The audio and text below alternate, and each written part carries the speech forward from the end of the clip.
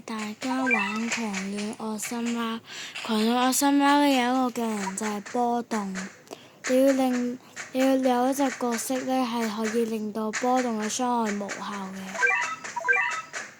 最好咧就揾啲簡單啲啦，係咪？目前我覺得最簡單呢隻已經算。我揾下先。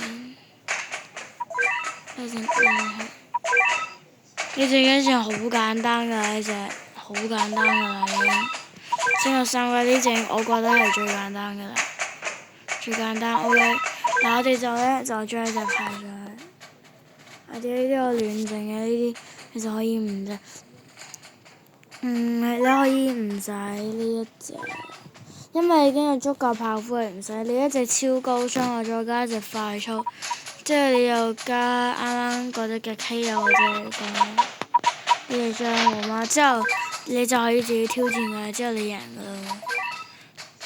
啦。我玩過成功，我而家開始。首先一開局咧就放呢啲渣嘢出嚟先，係啊，放超渣嘢。你放差唔多咧，即係咁樣當你咁樣啱啦，你咁樣已經差唔多，差唔多就儲錢放喺度，因為佢會波動好痛。嗱，我仲有波動啊，係啊，嗰陣時呢個時候會仲有，因為你未打到佢嘛，啱啊，你未打到佢仲有波動，你衝咗去打就冇啦。Stop 波動，波動冇啦，波動冇啦，波動要死亡啊！波動冇啦，冇啦，波動你好容易玩噶，之後儲錢，升級。係啊，呢啲炮灰可以出去頂住啊！呢可以贏㗎，儲錢買呢隻真田幸村，儲錢買真田幸村就得㗎啦。儲錢買真田幸村，之後就可以搞掂呢一關嘅。真係啊！直接一拳冚爆，之後贏㗎啦應該。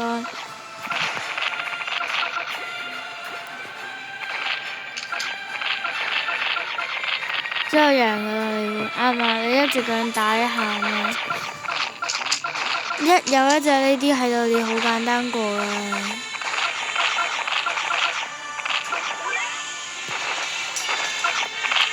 喂，差唔多過。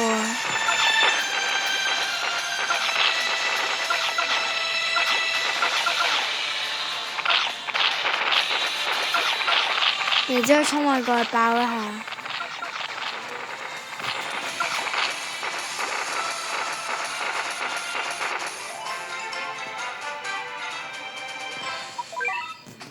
呢次我嘅教學，如果你可以嘅話，就請訂閱我嘅頻道同埋支持同埋推廣。我哋下次再見，拜拜。如果有任何疑問咧，可以喺我嘅留言你可以喺我個 YouTube channel 嘅留言，我會盡快1日之內度回答你。